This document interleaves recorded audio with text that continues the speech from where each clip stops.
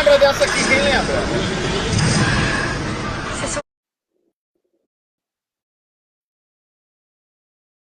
Aquela sensação de permanecer parado. A gente gosta daquilo que a gente gosta da nossa zona de conforto.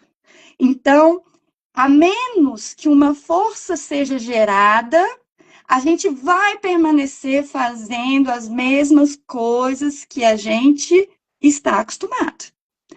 Então, por exemplo, na codependência, eu tive um pai alcoólatra e aquilo foi terrível para a minha vida, mas eu me casei com um homem que também é alcoólatra. Isso é maldição hereditária? Não. Se você for olhar de uma questão religiosa, você pode achar, sim, uma raiz de maldição hereditária. Mas eu diria que é muito mais você voltando para a sua zona de conforto. Aquilo que você conhece. Eu sei como agir dentro de uma relação onde eu tenho alguém com esse tipo de comportamento. Mas eu não sei como agir dentro de uma relação com alguém que tem um comportamento saudável. Isso é um auto-boicote, né? Porque alguém que vê de fora vai te dizer, mas uma pessoa que tem que tem comportamentos saudáveis, ela vai te dar uma vida saudável, ela vai te fortalecer emocionalmente. Então, por que você está decidindo passar pelo mesmo sofrimento que você passou com o seu pai? E aí vem aquela história. O desconhecido causa medo. Você pode ter sofrido na sua história com o seu pai, mas você já conhece aquilo. Mas aquilo que você não conhece, ou seja, relacionamentos saudáveis, eles vão te causar medo, porque eu não sei como agir, eu posso me frustrar, pode acontecer alguma coisa que vai me ferir. Para as feridas dessa relação ruim, eu já estou preparada. Mas para uma relação onde eu coloquei a minha intenção, onde eu coloquei a minha alma, onde eu fiz planos, eu não estou preparada para essas feridas. Então é onde a gente se auto-boicota, né? Entendo. E imagina, oh meu Deus, lembranças. Se Deus quiser superar. É isso Não, mesmo. e auto-boicote e autossabotagem é a mesma coisa? Ou não? São coisas diferentes? Eu diria que auto-boicote é o que a gente fala no dia a dia, autossabotagem é o que os profissionais vão falar, né? Então, assim, não existe uma diferença realmente. Você vai ver as pessoas usando os dois termos para a mesma coisa, e dependendo da linha do psicólogo, do psiquiatra ou alguma coisa assim, ele vai usar a autossabotagem de uma forma mais profunda, né? Por exemplo, para falar da síndrome de Peter Pan, que é quando uma pessoa permanece sem crescer na idade emocional, né? A gente permanece infantil emocionalmente, né? Então, você vai ver muito isso entre os psicólogos, você vai ver muito mais o autossabotagem do que o auto-boicote. Ah, Né? entendi. Mas é a mesma coisa. Uhum. O que pode fazer para evitar? Quais seriam os conselhos se eu chego, né? Vou fazer uma sessão com você e eu chego para você e você percebe que eu sempre estou fazendo minha autossabotagem, auto-boicote. Aí você vai falar, você precisa evitar. Qual a primeira dica, uma, duas dicas para a pessoa evitar esse auto-boicote? A primeira coisa que a gente precisa entender é: não existe uma pessoa que não se auto-boicote. Enquanto seres humanos. Ai, ainda bem que eu não estou sozinha. Não existe. Não existe uma pessoa que se auto-boicote.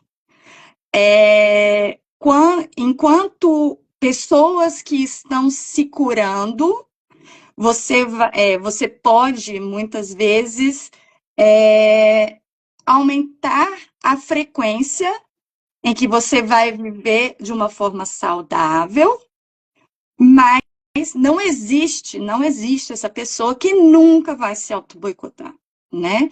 O ser humano está em constante evolução. Então, o que para mim pode ser um medo do desconhecido e ser uma coisa pequena para os outros, para outra pessoa pode ser muito grande, né? Então, assim, às vezes, como o exemplo que eu dei, eu tive um pai, não é o meu caso, mas eu tive um pai alcoólatra e casei com um homem alcoólatra. É muito fácil para as pessoas perceberem esse tipo de atitude. Mas, por exemplo, alguém que está sozinho. Eu tenho um exemplo aqui. Eu tem ele no livro. Ó, dando o nome dos bois. Vamos usar nomes fictícios. Não, vou botar, eu sou assim, aberta mesmo, isso aqui tá tudo no livro mesmo, então. O que acontece? Eu tenho um pai, meu pai é muito bonito, você acha que ele é meu irmão, de tão lindo que ele é. E ele sempre foi muito namorador, daqueles que tinha na cidade vizinha, tinha umas 3, 4, 5 namorados ao mesmo tempo, né? E muito, muito namorador. Eu sempre vi ele trocando de namorada, traindo as namoradas. E aí, o que aconteceu com o Mônica? Eu não gostava daquilo. Eu achava assim, né? Ele devia ter uma pessoa só, porque meu avô era assim. Mas o que aconteceu com o Mônica? Quando eu comecei a namorar, eu só gostava dos bad boys. Sim. Eu só ia atrás, parecia assim que era igual o tubarão com cheiro de água, cheiro de sangue na água. Eu farejava 100 metros, o que não prestava, namorador, sabe? Que me traía. Meu Deus. Sim. Isso é Deus, muito assim, comum. Depois de Joy, que eu falo no livro, antes de Joy, depois de Joy. Depois de Joy, aí agora eu arrumei um marido que presta. Amém. Isso é muito comum. É muito comum. Assim, existem duas coisas aí. Uma às vezes a gente tem uma necessidade de consertar o nosso pai, né? Então, muitas vezes a filha vai estar buscando esse tipo de relação para tentar fazer o que a sua mãe não conseguiu, que é o quê? Fazer com que o pai se concentre em uma pessoa só. É tipo, não, eu vou pegar alguém igual meu pai e eu vou fazer ele virar uma boa pessoa. Então, é uma necessidade de consertar, como se aquilo fosse consertar todo o trauma que ver o meu pai com um monte de pessoas trouxe, ver o meu pai não dando a atenção que deveria à minha mãe ou aos filhos, trouxe, né? E aí, o nosso inconsciente pode ter essa síndrome de super-herói, né? Eu vou salvar, né, o meu pai. E isso não acontece, porque... O meu não deu certo, tá? Não, viu, Nájila? Que ele se separou da minha madrasta, ele tem 69 anos e tem uma namorada mais nova que eu. Mas o inconsciente faz com que, às vezes, seja a intenção de resgatar. Se eu curar o meu pai, mas na figura de uma outra pessoa, eu vou ser livre desses traumas, né? E aí tem uma outra coisa, que é o que a gente falou no começo, o da necessidade de permanecer na zona de conforto. Eu entendo relacionamentos assim. Eu sei como lidar com esse tipo de relacionamento.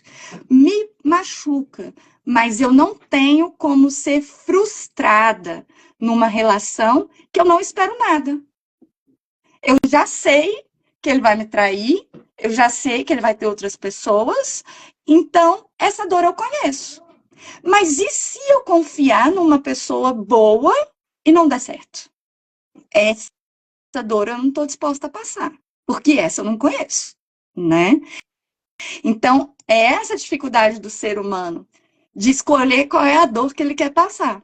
Geralmente ele vai escolher aquilo que ele já conhece. E é onde a gente repete as vivências dos nossos pais, onde a gente repete as situações de dificuldade que a gente teve na vida. Mas também é onde o nosso sentimento de culpa aparece. E muito da autossabotagem é um sentimento de culpa. E aquela pessoa que é culpada, ela merece ser punida. Então, por exemplo, se eu não busquei cura, se eu não busquei autoconhecimento, se eu não busquei conhecer a raiz das minhas repetições, provavelmente que, nesse caso, por exemplo, que a Mônica falou, conhecendo alguém legal, depois de um tempo eu vou dizer, ah, não gosto. É muito bonzinho. Ai, não tem aquele tchan, não tem aquela coisa assim, né? Não arrepia, né? Ah, não gosto. Ai, ele me trata bem demais. Não, ele faz tudo que eu quero, gente. Não, para o que eu precisar, o cara tá ali. Ai, não dou conta. Não dou conta. Eu preciso da emoção.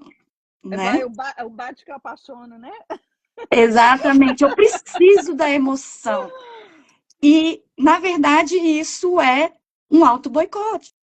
Porque você não se sente digno de ter um relacionamento bom, de ser bem tratado, de realmente poder viver algo diferente na sua vida.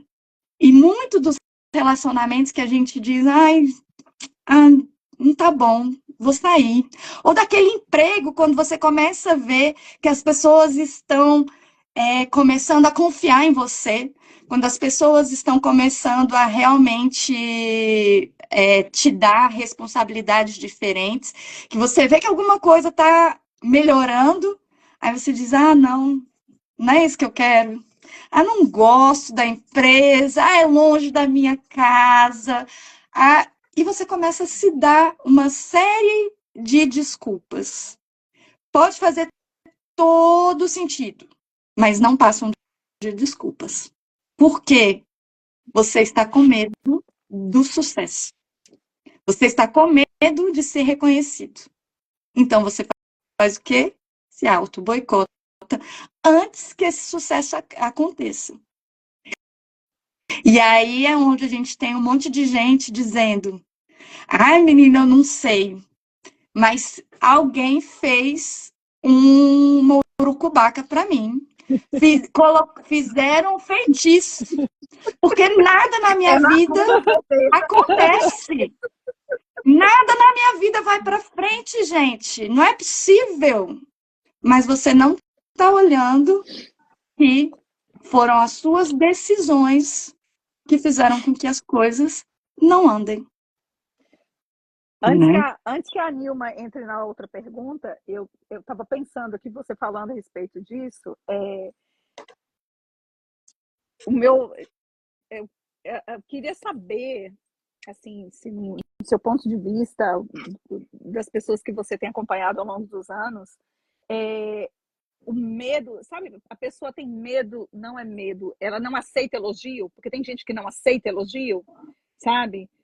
A pessoa que não aceita um elogio é uma linha do auto-boicote também, porque às vezes acontece comigo. Tipo assim, eu trato de me vigiar para não estar acontecendo isso comigo, porque eu fiz durante muito tempo. E às vezes eu me vejo a pessoa elogiando o meu trabalho, principalmente o meu trabalho como artista. Até que os livros nem tanto, mas trabalho como artista, quando eu vejo, parece assim que, sabe como?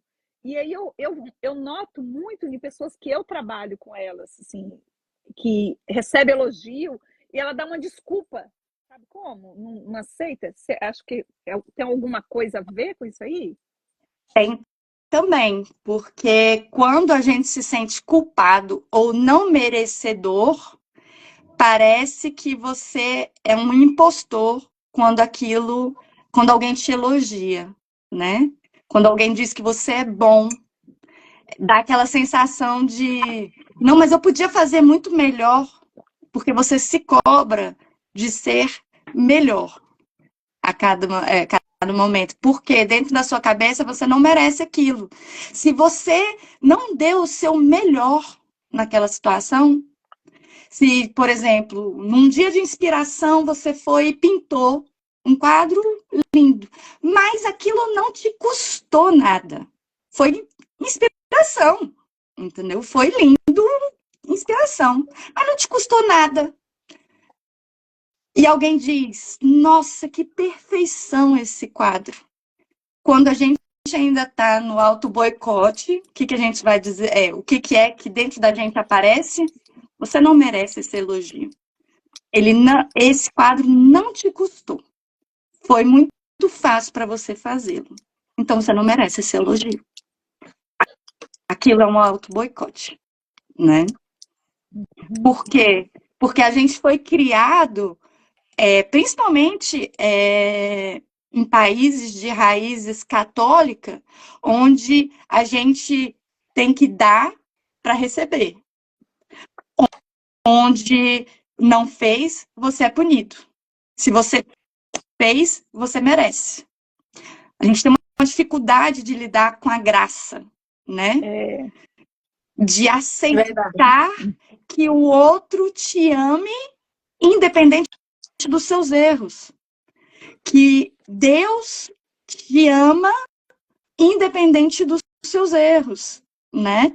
Então, a gente tem essa dificuldade de lidar com as pessoas gostarem da gente sem a gente fazer nada por elas, né? Então, como que a pessoa pode gostar do meu quadro se foi assim, eu nem precisei fazer esforço por ele, né?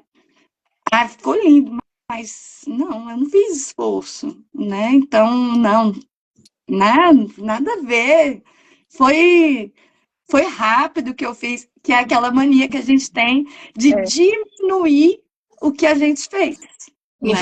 De diminuir o resultado daquilo que a gente está fazendo, né? Então, é muito normal as pessoas se boicotarem quando elas recebem elogio, quando elas não se sentem em condição de realizar uma tarefa, mesmo que todo mundo em volta ache que ela tem o potencial, que ela é a pessoa que pode realizar aquilo, ela não aceita a responsabilidade, porque dentro da cabeça dela, ela é pequena demais para aquilo. Ela não estudou o suficiente para aquilo. Ela não tem o conhecimento necessário para aquilo. Mesmo que todo mundo em volta saiba que ela é capaz, né? Nossa, isso tudo que você está falando vai me fazendo pensar e lembrar e fica burilando tantas coisas dentro de mim, porque o ser humano é muito complexo, né? Você falou aí de medo, você falou de ciclos, né, de repetições. As carapuças estão Algumas... só assentando, né? Oh, meu Deus, fala não. Eu tô rindo de nervoso. Eu tô rindo pra não chorar aqui, tá? As carapuças estão aí sentando. Eu tô falando de... E assim, isso faz, quando você vai colocando dessa forma, né, organizada, essa progressão textual, vou falar, né, na linguagem da linguística, vai fazendo tanto sentido, porque tudo isso que você falou, eu já senti tanto medo, o medo de todos os sentimentos que eu já lidei, o medo assim, é o que ainda está demorando mais para sair. Eu tenho muito medo. Eu tenho medo de escolher errado de novo. Eu tenho medo de me auto-boicotar, sendo que o medo já é um auto-boicote. Eu entendi isso na sua fala. Tantas coisas, tantos medos. E aí, antes de fazer uma pergunta, né, eu quero falar para quem está nos ouvindo aqui ao vivo, quero agradecer. A chefinha falou com a gente, a Cláudia Moreira, que nos ama. Nós também amamos você, chefinha, você é uma fofa. E a Carla Carrancho também fez aqui um comentário, feridas de rejeição. Ela vai estar com a gente no dia 4. Possivelmente ela vai estar com a gente dia 4. Ah, tá, que coisa boa. E aí ela foi falando sobre isso, né, Fê? Uhum. Que bom. Próximo tema é sobre prevenção, sobre suicídio, alguma coisa desse tipo, assim, algumas dicas. Porque nós pulamos, né, como nós acabamos de começar, então era para a gente ter trabalhado isso no mês de setembro. Mas nós estamos aprendendo, né, amiga? Sim, estamos caminhando. E aí, Nagi, todas essas coisas, sentimentos, essas emoções, essas turbulências, né? Foram algumas também das vivências da Mônica que ela colocou lá no livro, no capítulo 6, lá de Joy, né? Quando ela fala de repetições. E aí ela faz essa reflexão, é maldição hereditária, é karma. Ela afirma que acabamos repetindo o que fazem os nossos pais, mesmo sem querer, né? Que foi uma coisa aí que você falou também, assim que eu passei por um processo de divórcio bem dolorido e tudo, fui fazer psicanálise. Na primeira sessão eu descobri que eu tinha casado com meu pai. Nossa, saí de lá chocada, porque, igual você falou, provavelmente todo mundo via, mas eu não tive essa percepção. Eu tive essa percepção depois de 20 anos de casada e depois de separada. Aí que eu tive essa percepção, que é um baque, né? Acho que é um baque, porque ninguém quer, assim, né? E aí vem a pergunta: por que isso fica no nosso subconsciente? E mesmo sem querer a gente repete, que eu acho que mais ou menos você já perguntou isso, né? Que você já falou sobre isso. E como, até passando aqui, pegando um pouco da pergunta da Mônica, como que a gente pode dar um fim nisso? Tem solução? Antes de passar para responder a pergunta, eu só queria esclarecer uma coisa. Você colocou, o medo é uma forma de auto-boicote. Sim, de uma certa forma, sim, mas a gente não pode esquecer que o medo também é uma forma de autoproteção. Não é todo medo que é um auto-boicote. Por exemplo, se eu chego na ponta de um prédio alto e olho lá para baixo e sinto medo, esse é um medo que me protege. Esse não é um medo que eu estou me boicotando, né? Então, a gente precisa diferenciar um medo paralisador do medo de protetor necessário, do medo que faz com que o ser humano continue existindo, né? Que não nos coloca em situações de risco desnecessárias, né? Que podem realmente serem perigosas para a vida, né? Então, existe essa diferença, né? Do medo paralisador, que esse sim vai estar ligado a se auto-boicotar, né? E esse medo que vai guardar a sua vida. Então, eu só queria voltar nesse ponto, só para as pessoas não pensarem, eu tô com medo, né? Me E auto-boicotando. vi um leão ali, tá aqui do lado de fora e estou com medo, então estou me auto-boicotando. Não, gente, pelo amor de Deus, vocês estão se preservando, isso é bom, ok? Então, assim, em relação a você casar com o seu pai, ou se fica no nosso inconsciente, ou não. Como eu falei com a Mônica, muitas das coisas que a gente faz, elas vão sim ter início na nossa primeira infância, né? Então, que seja experiências traumáticas, que sejam experiências que reforçaram alguns comportamentos, como, por exemplo, eu falei da síndrome de Peter Pan, que são pessoas que se recusam a amadurecer, né? Então, são aquelas pessoas que muitas vezes você é amigo dela com 15 anos, ele é o legal, ele é o gente boa, mas 40 anos depois ele continua sendo a mesma pessoa. Ele não conquistou nada, ou se ele conquistou, ele destruiu muita coisa na vida dele, e emocionalmente ele continua vivendo as mesmas coisas. É como se fosse um Sérgio Malandro, né?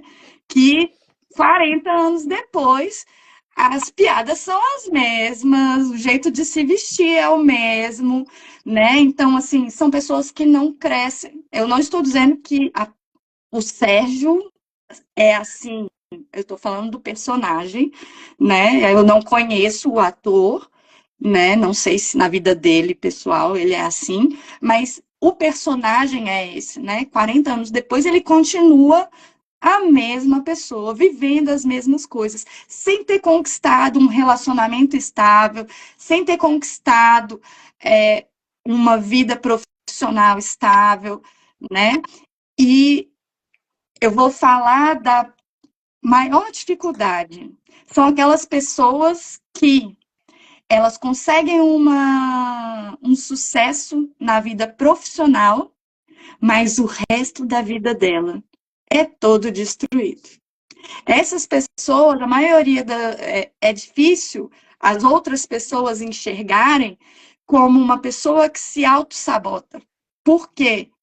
Porque ela tem sucesso em termos de dinheiro, ela tem sucesso profissional, ela ganha bem, ela tem uma casa legal, mas é uma pessoa que não consegue parar casado, não consegue parar com a mesma namorada, que bebe, que faz um monte de outras coisas para não crescer, para não ter responsabilidade, para não assumir responsabilidades, né? Então, você vai ter esse tipo de pessoa também, que é mais difícil das pessoas identificarem, porque você precisa estar bem no centro da vida dela para conseguir ver que tem alguma coisa que não vai bem, entendeu? É o que geralmente acontece com atores famosos, essas pessoas que a gente olha e diz, meu Deus, que pessoa linda! Olha tudo que ele tem, olha tudo que ele... E aí, quando você vai conhecer um pouquinho mais, a pessoa é seca por dentro, né? Então, é mais difícil de enxergar às vezes, porque existe uma área da vida que se sobressai muito. Para quê? Para que as outras áreas ele não tenha que se responsabilizar por aquelas áreas. Porque o medo dele não está em relação ao dinheiro. O medo está em relação ao relacionamento, por exemplo. Entendeu? Não sei se eu respondi a sua pergunta, Nilma. Se eu não respondi, Respondeu sim. ok. Está elucidando bastante coisa.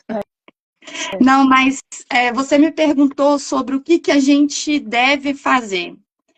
É importante a gente entender que a raiz do auto-boicote de cada um é uma, entendeu? Então, assim, depende do tipo de vivência que você teve, depende ao que você foi exposto.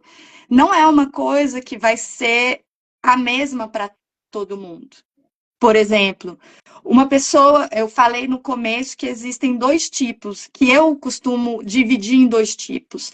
Aquele que procrastina e aquele que é impulsivo, né? Que seria aquele que não faz, que se auto-boicota por não fazer, e aquele que se auto-boicota por fazer demais, né?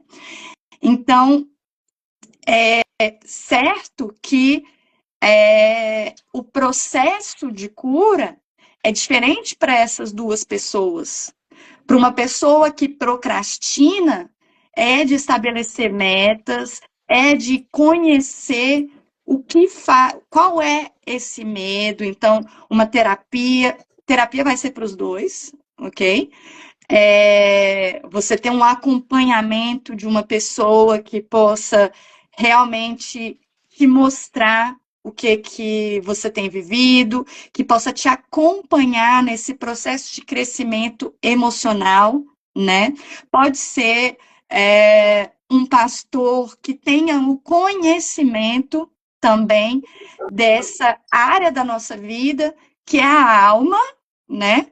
Porque a gente não é só espiritual, a gente não é só corpo, a gente tem a alma também. Então, é importante que as pessoas que acompanham um outro ser humano estejam abertas para entender que não, nem tudo é espiritual, não, nem tudo é corporal, e não, nem tudo é emocional, entendeu? Então, a gente é um inteiro, né? E a pessoa que nos acompanha, seja um pastor, seja um psicólogo, ela precisa levar em consideração quais são as suas crenças em relação a isso, né? Ela precisa ter esse conhecimento de que, ok, eu vou cuidar do meu espírito, mas eu também preciso cuidar da minha alma, né? É por isso que a gente vê tantas pessoas que têm uma vida com Deus, que buscam Deus de uma forma tão bonita, mas que muitas vezes essas pessoas se boicotam. E aí elas fazem coisas para cair, digamos assim, para ter erros que desabonem a sua vida. Por quê? Porque o espiritual dela estava muito bom, mas o emocional dela não estava curado, né? Ela cresceu espiritualmente sem buscar base emocional, né? E essa base emocional para quê? Para aceitar que as pessoas vão olhar, para aceitar que as pessoas vão te ver como uma referência, para aceitar que a sua história doeu muitas vezes, né? Eu não sei se vocês perceberam, a Nilma falou, foi lindo, porque você começou pelas suas raízes. Foi proposital, no sentido de, é aquilo que é mais importante na minha vida. As minhas raízes, a minha família, as pessoas que estão no meu núcleo familiar.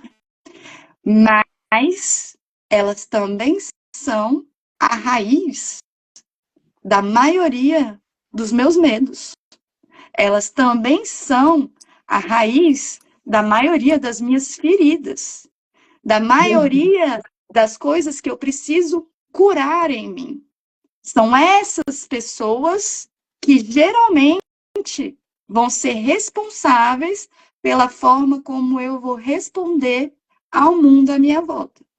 Seja no meu relacionamento com o meu marido, seja no meu relacionamento com o meu chefe, seja na minha relação com o dinheiro, seja na minha relação como um todo, é essa raiz aí, esse núcleo, que vai geralmente definir como é que você vai responder ao mundo.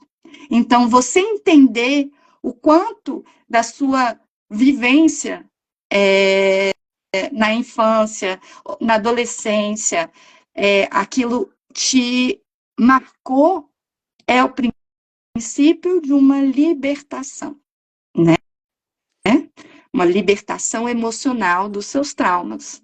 E à medida que você vai se curando, um dia você se auto-boicota todos os dias.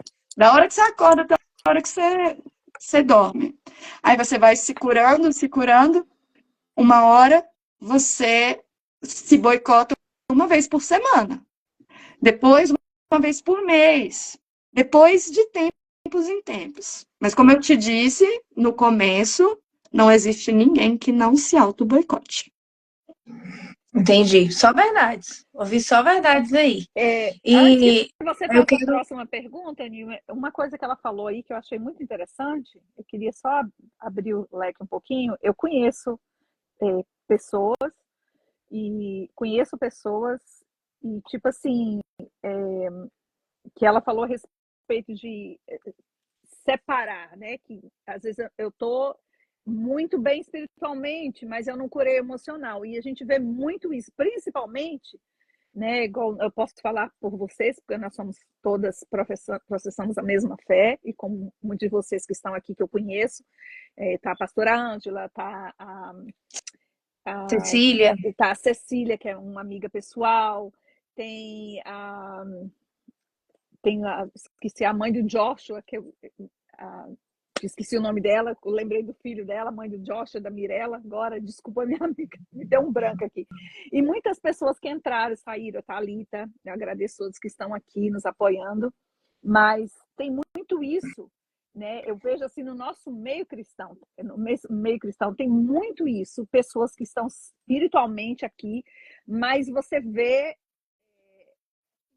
que não estão curadas. Eu passei isso nesse sábado, né? Que eu fui elogiar uma pessoa, eu fui honrar uma pastora, a Nilma sabe disso, e eu falei assim, olha, vocês deviam, né, aproveitem, aprender como eu tenho aprendido com ela, valorize a pastora de vocês. E alguém se doeu e falou quem é aquela Mônica para poder estar nos doutrinando, não, como é que fala, menina? Não é doutrinando, não, nos exortando.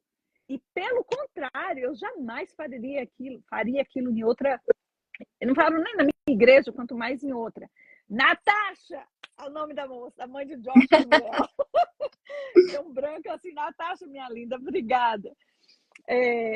Então, assim, a pessoa se doeu, sabe? Então, tipo assim, e é uma pessoa, ela foi contornada, a pessoa se doeu e foi reclamar com a pastora que me convidou. Quem é ela para nos exortar?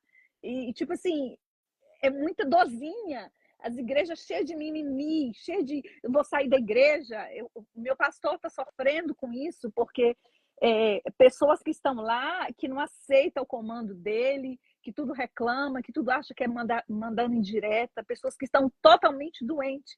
Outra coisa, feridas sabe? demais. Não curou, tá lá adorando, tá lá falando em línguas, tem dons maravilhosos, pregam bem, mas tá tudo doído. A gente coloca um comentário naquele que os igrejas têm os grupos, aí um dói, um dá oi outro, sabe? E tipo assim, eu lembro que quando eu comecei o meu ciclo, assim, de tomar vergonha na cara, vou seguir a Cristo, porque não tem outro jeito para mim, há 10 anos atrás, porque antes eu ficava era crente Raimundo, né, que disse pé na igreja, pé no mundo, mas quando eu me firmei, quando eu falei, ok, agora eu vou seguir a Cristo, eu comecei a fazer terapia, porque eu estava quebrada. Então, juntou a minha vontade de querer ser curada, a terapia que eu fazia, e o Senhor me deu o presente da arte, que foi uma ponte, né? Que, tipo assim, foi uma ponte na minha vida. Se Deus não tivesse me dado a arte na época, como um presente, eu não tinha sido curada. Porque foi uma ponte mesmo para tudo isso. Mas, enfim, eu tive muito comentários de pessoas que seriam mentoras para mim. Mas por que você está fazendo terapia? Mas por que você está fazendo? Achava errado. Eu fiz 2 anos e meio. Né? E tem dias que eu falo assim, ó, eu devia voltar para terapia. Sabe? Porque... E não é vergonha. Não, A gente tem sempre alguma área para a gente se curar. Como eu disse, isso. todo mundo se auto-boicota. Né? A gente tem sempre mais para melhorar. Né? Então, assim, é muito isso nesse meio. Porque todo Sim. mundo vai muito pro lado, não tem uma moderação, não é isso? Sim. Sim. E eu queria também comentar, antes de fazer a próxima pergunta, a pastora Ângela está aqui, e ela até falou da síndrome de Gabriela, e eu lembrei de um tanto de coisa que ela falou para mim, porque se tem uma coisa que ela não deixou eu fazer, foi me jogar no vitimismo. Ela não deixou. Ela falou, ó, aqui não cabe mimimi, não. Para de mimimi. Não quero gente mimizenta perto de mim. Não tô jogando pérola pra pouco. E assim... Ela é assim mesmo. Ó, levanta, sacode poeira, dá volta por cima. Eu não gosto de crente assim, não. Crente é pra vencer. A gente vai pra cima. Ela é assim. Isso. Ela é assim. E aí ela foi me ajudando no espiritual e no emocional também. E eu quero honrar a vida dela aqui, eu quero honrar a vida da Nájila. Comecei falando isso, quero falar novamente. A Nájila, ela realmente me puxou quando eu estava num poço que eu achei que não tinha mais fundo. Ela foi lá e me puxou. E até hoje ela não desistiu de mim. Ela sempre conversa comigo quando eu tenho alguma coisa. Semana passada a gente orou juntas, foi tão bom.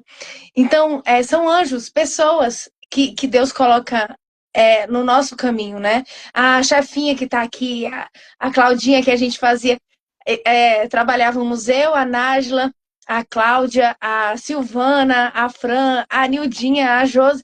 Então, ali era uma terapia em grupo. E era muito bom, né? E a Nájila estava ainda estudando, mas ela já tinha esse dom, né, de psicologia, de entender a psique e tudo.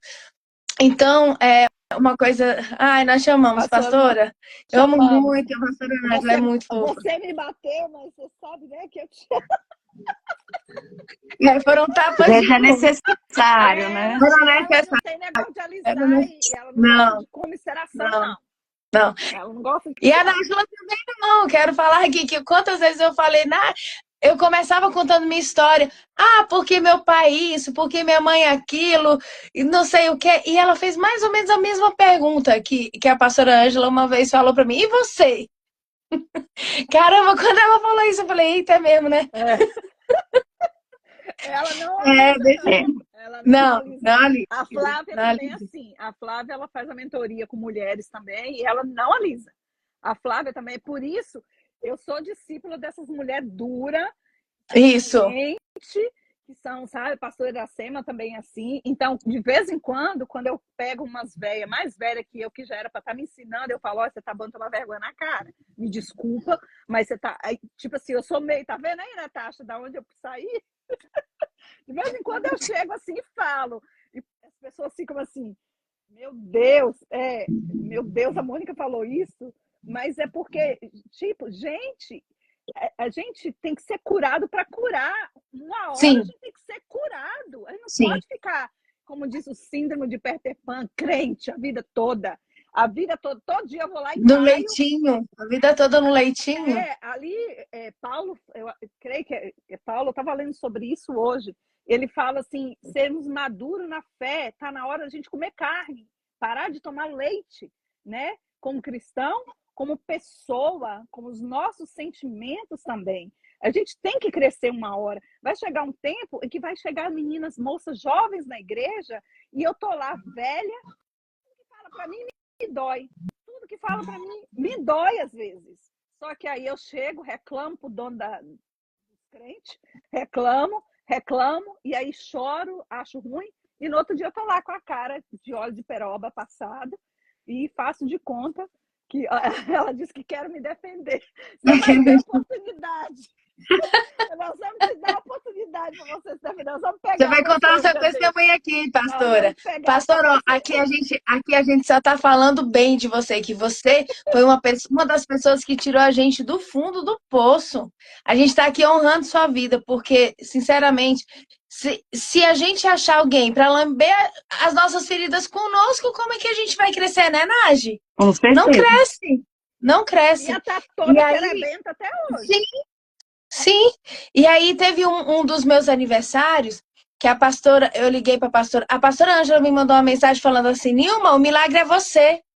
Caramba, eu passei a manhã inteira chorando. Até, ó, nossa, que segurei aqui para não cair a lágrima. O milagre sou eu. Uhum. Tinha dias que eu falava com a Nagi, que eu conheço a Nagi há 18 anos. Eu ligava, eu falava com a Nagi. 20, 20. vai fazer 20 em dezembro. Ah, é? 2004. Vai mesmo. 2004, verdade. E eu ligava pra Nádia, eu falava, Nádia, eu não tem jeito pra mim. Não tem jeito. Eu não tenho jeito. Aí ela, você tem jeito. Você tem jeito. E ela ia e me exortava e me colocava, porque são pessoas. E outra coisa, eu entendi como é que eu saí disso, né? O Senhor sempre mandou, graças a Deus, né? Várias pessoas, né? Inclusive a Mônica, com o livro Joy, também foi um grande confrontador na minha vida. Já contei aqui esse testemunho várias vezes. Tive muita dificuldade de revisar o texto, porque eu chorava tanto. Aí tinha hora que o olho embaçava, eu não conseguia. Nós temos umas pontes de alma gêmeas aí, nós duas. E aí, para chegar à pergunta aqui, só quero dizer que eu consegui ressignificar a minha história em Jesus, entendendo que ele tem uma história nova para mim. E eu ainda tenho alguns medos, sim.